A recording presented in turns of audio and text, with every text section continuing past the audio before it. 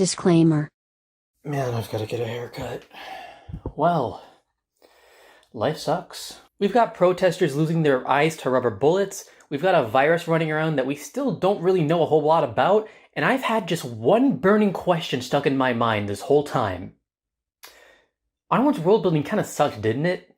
Pixar's 2020 release, Onward, follows Ian and Barley Lightfoot, played by Tom Holland and Chris Pratt respectively. The pair receive a gift left behind by their late father that'll let them spend one last day with him. But of course, when the resurrection spell goes awry and only brings back half of their dad, the Lightfoot brothers have to find another Phoenix gem to complete the spell before their last 24 hours with their father runs out.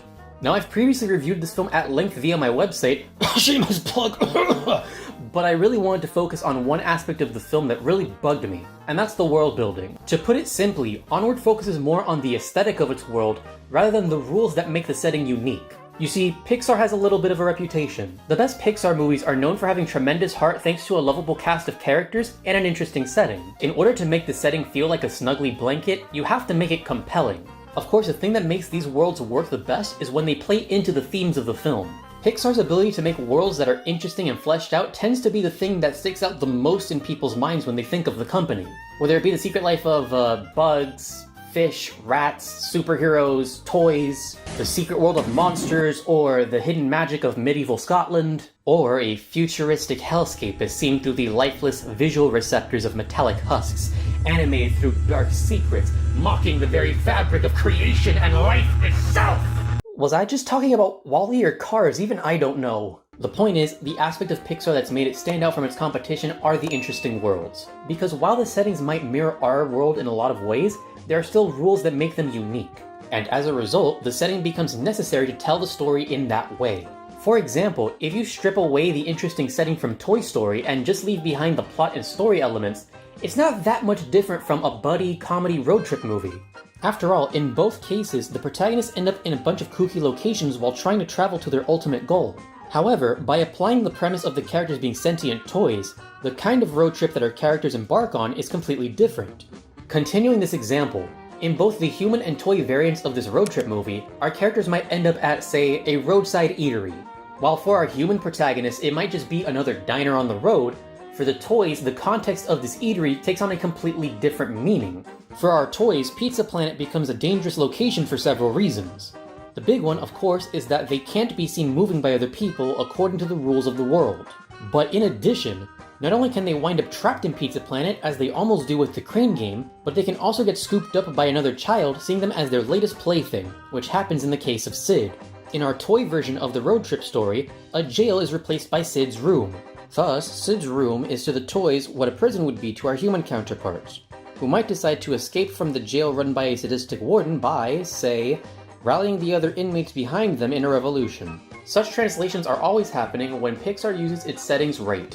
You see the same thing happen with Monsters, Inc., where they take a common urban metropolis and give it a fun, monstrous twist. And with this setting change, you've taken a buddy office comedy and given it a twist that makes it appealing to kids. And this translation works because, let's be real here, if you were 6 years old in 2001 and your parents are dragging you to the theater because they don't trust babysitters, you're probably not going to have a very positive reaction watching a movie about, oh my god, another boring office, no, I don't know what that is, I'm 6 and I don't know 7 plus 4 or whatever. Thanks to this translation, you've broadened the appeal of the movie. And in the case of Monsters, Inc., thankfully all of the world building that went into Monstropolis actually works. So once again, in a good Pixar movie, everything in the setting has a reason for being as it is that makes sense according to the setting. And unfortunately, none of this applies to the world of Onward. The opening monologue tells us everything we need to know about the world of Onward. There used to be magic, but it was too hard to master. So once folks invented things like snap-on electric lights, they ditched magic in favor of the easier replacement. So let me get this straight. You've created a setting where magic is real, and everyone knows that it's real. And on top of that, there's an art form that shows you can master magic, but nobody uses magic and nobody cares. It goes completely unutilized by civilization as a whole because we have smartphones? Look, I know that's how it would go down in the real world, but Onward's not the real world. It's a cartoon starring 2 blue elf people and their half-pint living impaired dad. Plus, it doesn't exactly help when a majority of the world-building choices made for Onward appear to have been made simply for the sake of jokes. Why are the Pixies a bunch of bikers? For a couple of jokes. Why is the centaur a cop? Again, for a couple of jokes. Why does the enlarge reduce spell exist in the world of Onward when we were told from the beginning of the film that magic has been phased out because technology can replace it, and enlarge reduce can very obviously fix the world food crisis? They did it for the sake of a giant Cheeto joke. But hey, you know what? I'll give them credit where it's due. At least the transition from Manticore Tavern to Chuck E. Cheese is an okay one at best. After all, I suppose both a Chuck E. Cheese and a tavern are both places where you can eat and socialize, so I'll give you credit where it's due, Pixar. Look, I know it seems like I'm taking the piss out of this movie, and that's because I am, but these are legitimate criticisms of how Pixar has built the world of this movie. The fact of the matter is, these are inconsistencies that exist in the world of Onward, and that's the biggest problem with this movie. The world is inconsistent. We're told from the beginning of the movie that magic was too hard to master and that's why it was abandoned by society. Okay, great, that makes sense. So how is it that the main character of our film is able to master it in less than 24 hours? Obviously the answer is because plot, but that is an explanation from a writing perspective. It is not a justification for the story. For the most part, the big missing component that keeps Ian from performing these spells perfectly the first time is some amalgamation of believing in yourself. And don't get me wrong, that's a big obstacle for people to overcome, especially if you're a self-conscious geek like myself. But how does that requirement make magic difficult for someone who has no sense of self-doubt? You know, one of those forces of charisma, someone like, Barley. Based on what we see throughout this movie, what we're told in the opening monologue is not exactly accurate. Magic is difficult, but only if you lack the self-confidence to be a wizard. Therefore, the only things that make magic difficult in this world is a lack of self-confidence and a lack of a wand or a staff. But, for whatever reason, Barley can't do magic, but Ian can. So it seems like magic is a natural ability that's as rare as a protagonist with two living parents. It's almost like a recessive gene, except instead of getting blue or green eyes, you have the ability to warp reality. Talk about a genetic lottery. If in Onward, magic is this innate ability only a few can perform naturally, which requires a modicum of self-confidence to perfect, isn't that a better explanation as to why magic fell out of fashion instead of just calling it hard? Because clearly, using Barley and Ian as the example here, only a few people can cast magic. Or is Ian just part of some chosen one prophecy that was left in a deleted scene? Hey, do you know what other Pixar protagonist harnesses a unique ability that his community doesn't understand or appreciate until the end of the film? My boy Remy the Rat from Ratatouille! Here's a rat who has a heightened palate, can understand and practice the art of cooking, and how do folks like his father respond? We're rats. So, you can smell ingredients. So what? Even the other humans who run the late Chef Gusteau's restaurant have lost their appreciation for the culinary arts, reducing the once world-renowned chef to a mascot for frozen microwave foods. And yet, through his own passion, Remy manages to revitalize the community's appreciation for great food and the culinary arts, while redefining what it means to be a great artist. And you know why the setting for Ratatouille is perfect? Because it's as simple as it needs to be. They didn't have to invent some parallel universe where rats can secretly cook thanks to the Chef Boyardee gene, and Remy's the first rat to pick up cooking since the dark times. Ratatouille is just set in Paris. That's all they needed. And the movie still manages to get across its themes about nature, art, talent, and criticism without needing to overcomplicate the plot. It's just Paris, the rats can just cook, no mutated blue linguini required. And once again, in a good Pixar movie, the setting plays into the themes naturally. The theme of growing up is prevalent in all of the Toy Story movies, so what better way to convey these messages than with toys? The first Toy Story film is all about Woody learning to grow past his petty jealousy, and learning to share his position of favorite toy without it challenging his entire identity. Of course, the theme of growing up takes on a much more prevalent role in Toy Story 2, which is, in my opinion, the perfect marriage between the message and the setting. In fact, the marriage between theme and setting was so perfect in Toy Story 2 that they had to recycle it for Toy Story 3, and Toy Story 4, and Toy Story 5. As for Monsters, Inc., what better way to explore the horrors of workplace conspiracy and mega-corporate cover-ups than with literal monsters? And finally, we get to Ratatouille, whose theme is explicitly stated. Anyone can cook. It's exaggerated with the master chef being a rat, but it still gets the point across in a way that's endearing. So building off of this formula, how does Onward's faux fantasy world tie into its themes of letting go of past mistakes? How does it tie into coping with the loss of a loved one? How does it tie into learning how to find emotionally fulfilling relationships outside of the model atomic family? As much as I hate to say it, the world really doesn't tie into any of these themes very well. Could you justify having the magic tie into the themes of grief by bringing back the father via the resurrection spell?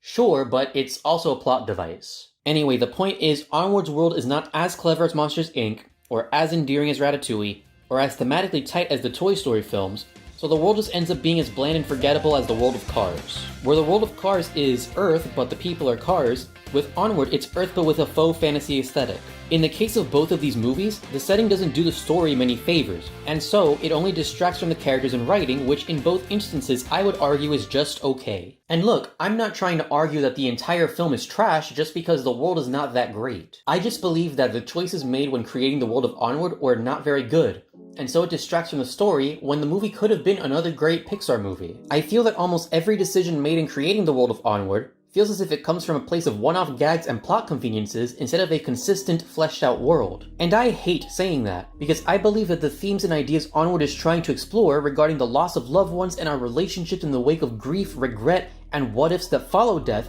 are extremely important for kids. Alright, I've done enough complaining. What is my pitch for this what-if version of Onward? If I'm going to be honest, if I were to remake the film Onward, I would have to strip away the faux fantasy aesthetic. Instead, I would set Onward in an urban fantasy setting and utilize the hidden worlds trope. And if you have no idea what any of those terms mean, strap yourselves in because this one's a doozy. An urban fantasy setting is any story with fantastical elements, i.e. magic, that takes place in a realistic environment, i.e. a city. And the hidden world trope is a key asset to urban fantasy that allows for magical elements to be hidden away from the majority of the population, thus allowing you to handwave the difficult task of incorporating how magic and technology would intermingle. Instead of trying to figure out how magic and technology would grow together in your world, you instead get to focus on making your own unique fantasy subsetting that's part of the real world. If you're struggling to think of a story that uses both of these elements, I might suggest something like The Mortal Instruments, or The Dresden Files, or this sort of underground fantasy work. It was really popular in the 2000s.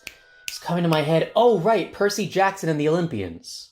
Now, you might argue that Pixar is better known for human stories that star non-human characters, and so Onward starring humans would not work, and I'd have to agree. After all, I love how The Incredibles, Ratatouille, and Up don't feature a single human character in them despite hosting fantastical elements hidden among a secret world. Put simply, Onward is going to be set in a human world, and the Lightfoot father just happens to discover magic.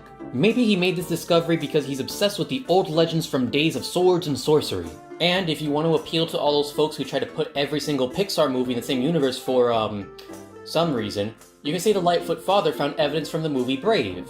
You guys remember Brave, right? It's that movie where the princess uses magic to turn her mom into a big freaking bear. In this version of Onward, we'll say that despite making these incredible discoveries, nobody took him seriously, so Daddy Lightfoot decided not to waste his work and turned his research into a tabletop RPG. I thought that using the RPG as a legit guide to learning magic in this movie was a cute plot device, so I do want to keep it in. It's clear the filmmakers were tapping into the recent resurgence of RPG popularity, but I'm not complaining, there's tons of them. However, if we want to flex our nerd cred, I would also suggest making the Lightfoot father look a little bit more like this guy. So by giving the Lightfoot father this role in the story, you give him more characterization that isn't just exposited to us through audio tapes. Making him the author of the RPG-turned-magic guide shows that he's an intelligent, research-oriented man who's curious about the world around him, who also won't let his hard work go to waste when things don't go according to plan. On top of tying together the magic elements and further characterizing the lost Lightfoot father, making him the author of the RPG that Barley is so obsessed with would add both a deeper connection with the film's themes of coping and familial loss, while further characterizing Barley by tying together his fun-loving, nerdy, obsessive personality with the side of him that deeply regrets not treasuring his relationship with his father while he was around. From there, the Lightfoot brothers can go gallivanting on the same quest they would have gone on in the original movie. Except this time, each magic encounter they had would be way more impressive since the setting is a common human city. At least in a human setting, one-off gags like the pixie bikers can become a recurring joke. After all, I don't know about you guys, but I certainly wouldn't believe two brothers if they claimed to come across some pixie bikers on the road. And so, the people who would be taking the brothers' quest seriously would be believers in magic, who would probably be characterized as crackpots. In fact, I think in this human setting, these one-off gags would be way more funny. I mean, picture this if you will. You walk into a Chuck E. Cheese. You walk up and you see what your whole life you believe to be an underpaid teenager in a rat suit. But now, you see it for the truth it is. It's actually a giant rat in bad Kurt Cobain cosplay. Now imagine two teenagers being kicked out of said Chuck E. Cheese, screeching at the top of their lungs that Charles Entertainment Cheese is a real rat. I think that'd be far more funny than the Manticore manager burning down the restaurant that she's owned for presumably hundreds of years. But instead we have the weird world given to us by our real Onward. Sure, the world is aesthetically pleasing, but its complexity is puddle deep at best. Unfortunately, this is a problem that many recent Pixar films have run into, with the exception of probably Coco. Many of the Pixar worlds produced recently are aesthetically interesting, but are very surface level. The settings just aren't that impressive anymore. I hate to admit it, but this has been the state of Pixar for a long time now, arguably since 2009. It feels like Pixar's lost their golden touch, and while a majority of Pixar's recent films are watchable to good, and that's fine, they haven't really reached the peaks of their earlier films. Sadly, much like the rest of the Walt Disney Company, it seems like Pixar's relied more on their formulas than actually trying to make amazing art, and I think that's a genuine shame.